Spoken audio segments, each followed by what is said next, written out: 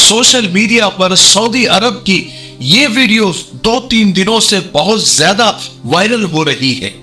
चाहे फेसबुक हो, इंस्टाग्राम हो, या फिर ट्विटर हो, या फिर व्हाट्सएप ग्रुप में हो, बहुत ज्यादा वायरल है। लोग इसको शेयर कर रहे हैं, इसके पीछे की अलग अलग कहानी बता रहे हैं और इसके पीछे की जो हकीकत है शायद आप लोगों को पता होगी। अगर नहीं पता है तो आज हम आपको बताने वाले हैं कि इसके पीछे का वाकया क्या है, इस वीडियो की हकीकत क्या है। इस वीडियो में आप देख सकते हैं कि बहुत सारे सऊदी लोग एक जगह इकट्ठा है। कोई अपना जुब्बा उतार रहा है, कोई अपना रुमाल उतार रहा है, यहां तक कि कोई अपना बनियान भी उतार रहा है और इज्जत और फख्र समझे जाने वाली अपनी दस्तारें उतार कर फेंक रहे हैं। तो कोई ऊंटों की तरह अपने घुटनों को बांध कर नीचे बैठ रहा है, कोई अपने खंजर तलवारें जमीन में गाड़ रहा है और कुछ तो अपने सरों पर मिट्टी डाल रहे हैं। यानी अजीब और गरीब हरकतें ये सऊदी लोग कर रहे हैं। इनको देखकर लोग सोच में पड़ गए हैं कि ये सऊदियों को हुआ क्या है, ये लोग ऐसा क्यों कर रहे हैं।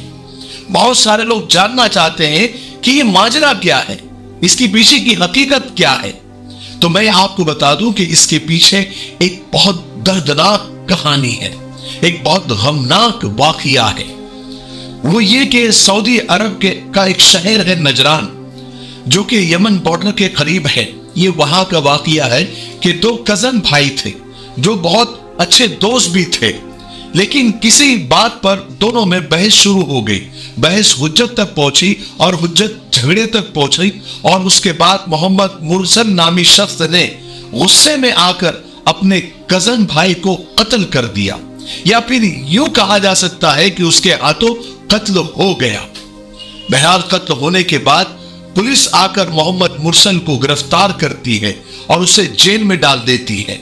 चूंकि सऊदी अरब में शरिया कानून चलता है, वहां पर किसी का फोन कॉल नहीं चलता, किसी नेता की पर्ची नहीं चलती या रिश्वत नहीं चलती। शरीयत में खून का बदला खून है, किसास कत्ल के बदले कत्ल। बहरहाल मोहम्मद मुरसल को पुलिस गिरफ्तार करती है, कोर्ट में केस चलता है और एक दिन कत्ल साबित हो जाता है। वो भी ऐसे सालों साल नहीं कि 10 साल हो गए, 20 साल हो गए। कुछ लोग ये बताते हैं कि 1 साल में ये सारी कार्रवाई मुकम्मल हो गई और एक खबर ये है कि 3 महीने में ही ये कार्रवाई मुकम्मल हो गई और कोर्ट ने कातिल मोहम्मद मुरसल को सजाए मौत सुना दी।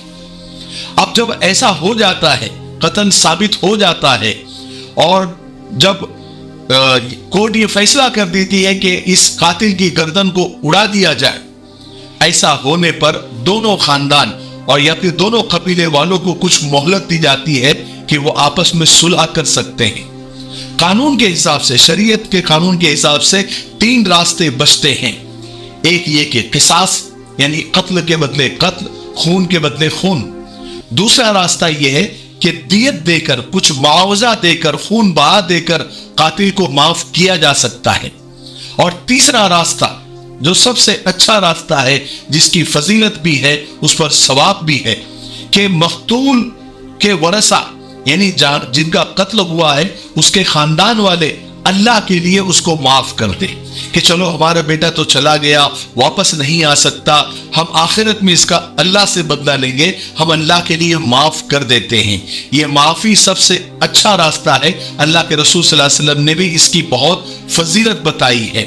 लेकिन ये मकतूल के खानदान वालों पर डिपेंड करता है, उनके रिश्तेदारों के पास ही ये हक होता है। ऐसा नहीं कि वो अपने हक का इस्तेमाल करें तो उन पर कोई गुनाह होगा, गुनाह नहीं होगा, लेकिन अगर माफ कर देते हैं तो उनको बहुत सवाब मिलेगा। अल्लाह ताला कल कयामत के दिन इसका बदला उनको देंगे। लेकिन अगर वो चाहे तो किसास भी ले सकते हैं या फिर चाहे तो दियत और मुआवजा खून बहा लेकर अल्लाह के लिए कातिल को माफ भी कर सकते हैं।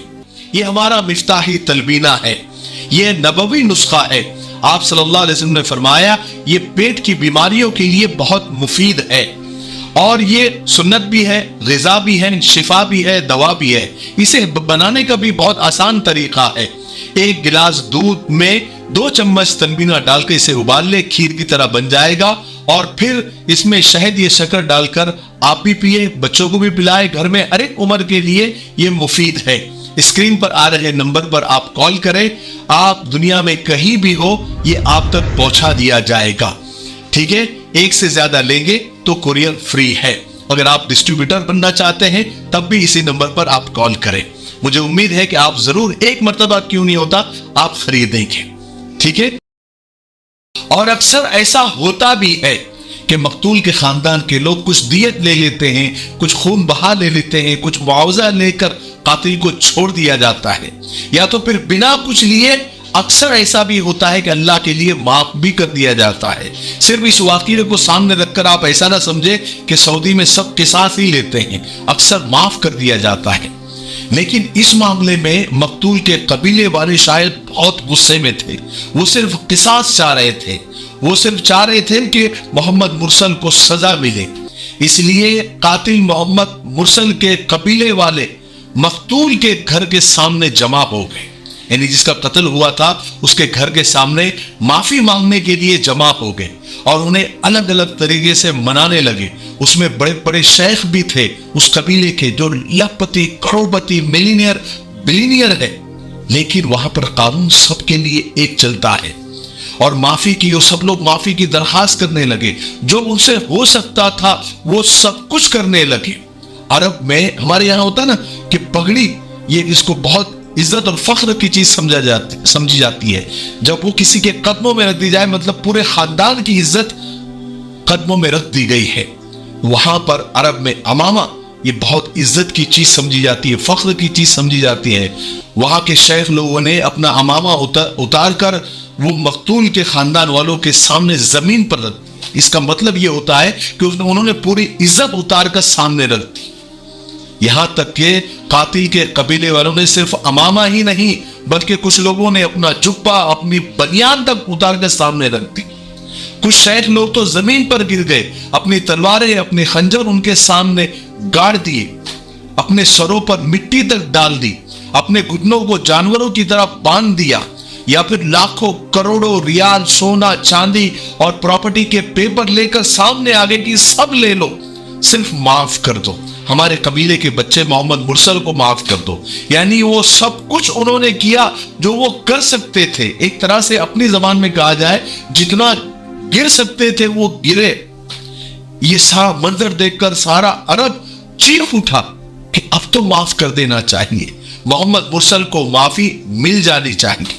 اتنا ہونے کے بعد بھی مقتول کے قبیلے والوں کا دل نہیں پسیجا، ان کا دل نرم نہیں ہوا، انہوں نے نہ دولت لی، انہوں نے نہ جو ہے معاف کیا، بلکہ انہوں نے اپنے حق کا استعمال کیا اور قصاص پر ہی ڈٹے رہے۔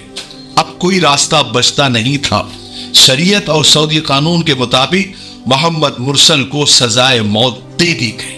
کہتے ہیں کہ محمد مرسل کی آخری خواہش اپنے ماں سے ملنا تھا، سو اسے ملا دیا گیا۔ یہ کلیجہ پھاڑ دینے والا منظر اسی کا ہے۔ سزائے موت سے پہلے بیٹے کو اپنے اس ماں سے ملایا گیا، دونوں ایک دوسرے سے آخری بار مل کر رو رہے ہیں۔ حالانکہ یہ واقعہ ہمیں بہت کچھ سکھاتا ہے، قانون کی بالادستی ضروری ہے تاکہ اس طرح کے واقعات دوبارہ نہ ہو۔ انسان کا خون سستا نہیں ہے، اللہ نے انسان کو اشرف المخلوقات بنایا ہے، اسی لیے عرب ملکوں میں کرائم ریٹ بہت کم ہے، نہ کے برابر ہے۔ قانون سے بڑھ کر، شریعت سے بڑھ کر کچھ نہیں ہے، ایک ہی قانون سب کے لیے، اس میں کوئی وسیلہ نہیں، کسی بڑے آدمی کا لیٹر نہیں، کوئی پیسوں کا لین دین نہیں، کوئی خاندانی روب نہیں، کوئی عہدے پد کا استعمال نہیں، کوئی رشوت نہیں، قانون سب کے لیے برابر ہے۔ آج ہمارے یہاں کرائم کا ریشو اس لیے بڑھ رہا ہے کہ انسانی خون کو سستا کر دیا گیا ہے۔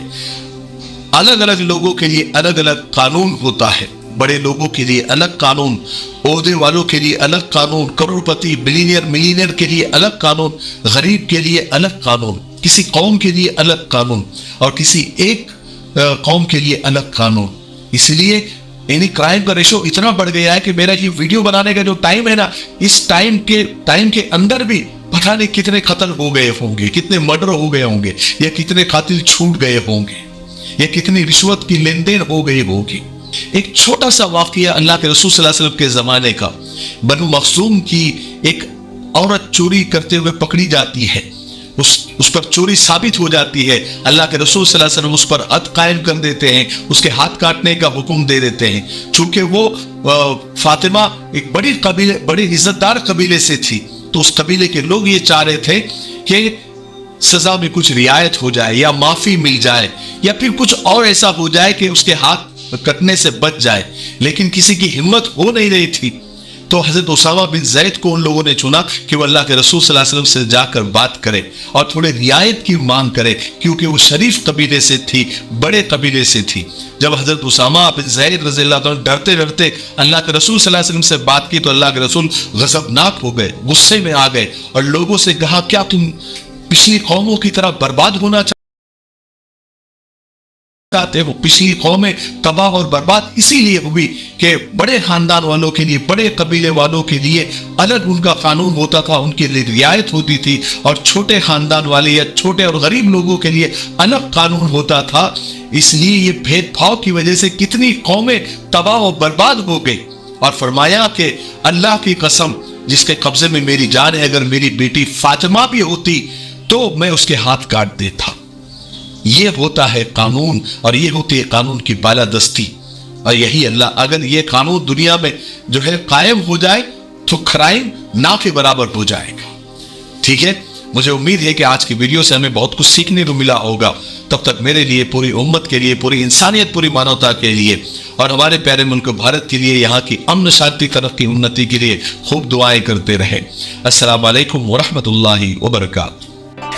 دوستو، بھائیوں اور ساتھیوں، لیجیے آپ کی سیوا میں ہم ایک ایسا حلوہ پیش کر رہے ہیں جس کا نام ینگ رائڈر ہے، جو سرکار سے مانیتا پراپت ہے، منظور شدہ ہے، جس کا کوئی سائیڈ ایفیکٹ نہیں، 100% آیورویدک۔ یہ حلوہ نہ صرف آپ کی مردانہ کمزوری کو بھرپور طاقت میں بدل دے گا، آپ کی ویریہ منی دھاتو کو گاڑھا کرے گا، آپ کی ٹائمنگ کو بڑھائے گا، بلکہ آپ کے نروس سسٹم کو طاقت دے کر آپ کو ایک ہیلدی مرد بنا دے گا۔ خرچ کم، فائدے انیک۔ ایک مرتبہ ضرور آزما لیجئے، دیکھ لیجئے، زندگی بھر آپ یاد رکھیں گے۔